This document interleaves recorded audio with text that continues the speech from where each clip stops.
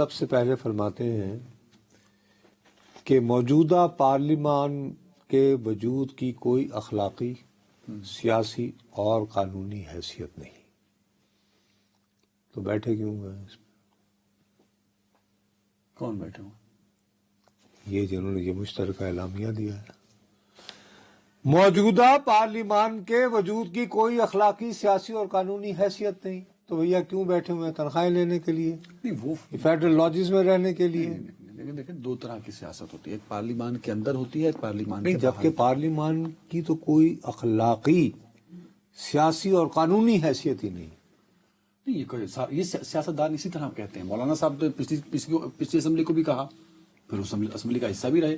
میں آپ کو ویسے حوالہ دے رہا ہوں۔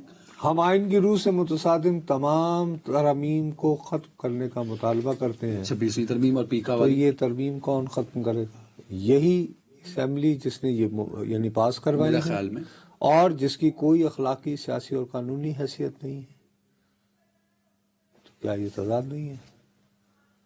آپ دو الگ الگ چیزیں بیان کر رہے ہیں نا۔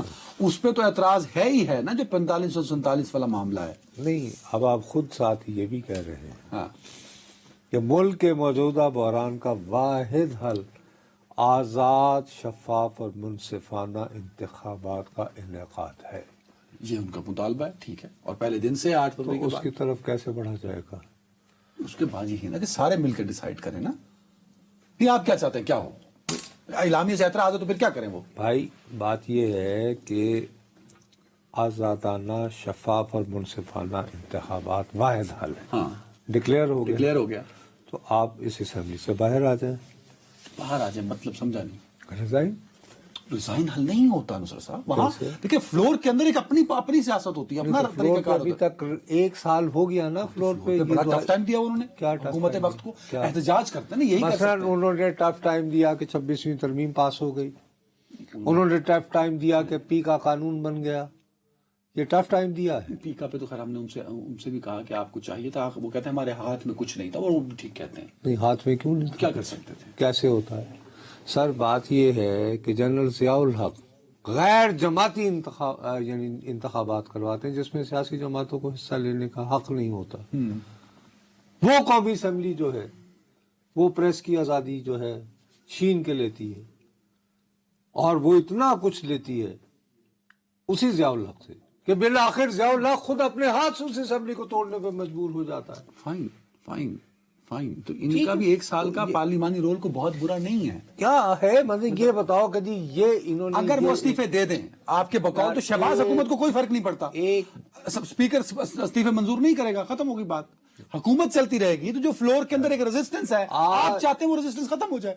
آج خود ہی دیکھو نا، اسی طرح میں تمہیں بتاتا ہوں کہ کیوں ایک کوئی مشترکہ چیز جو ہے نظر نہیں آ رہی۔ محمود خان اچکزئی صاحب کہتے ہیں کہ صاحب ہم اس اسمبلی میں نہ بیٹھے، یہ ان کی کلپ چل رہی ہے دیکھو، میں نے نہیں دیکھی۔ اور ہم یہ کریں کہ ہم پیرلل اجلاس کیا کریں اسد قیصر صاحب کی زیر صدارت، ود ان دا فلور، ٹھیک ہے، فلور کے اندر ایک resistance not in the floor, الگ سے، ظاہر ہے کہ بٹ استعفے تو نہ دینا، ہم ممبر رہیں۔ میں آپ سے عرض یہ کر رہا ہوں کہ اگر آپ نے ممبر ہی رہنا ہے تو آپ اس اسمبلی کو، جو آپ کی دانش میں جس کی اخلاقی، سیاسی اور قانونی حیثیت نہیں ہے، 5 سال دینے کو ہرگز تیار ہے نا؟ یہی ہے نا؟ آپ نے ساری عمر پارلیمان کور کیا نا، مشرف کے دور میں بھی لوگ الیکٹ ہو کے آئے تھے، بیٹھے تھے، چھوڑ کے نہیں بھاگے تھے۔ کیا استعفے دے گئے تھے وہ 18 20 21 22؟ کیوں بیٹھے تھے؟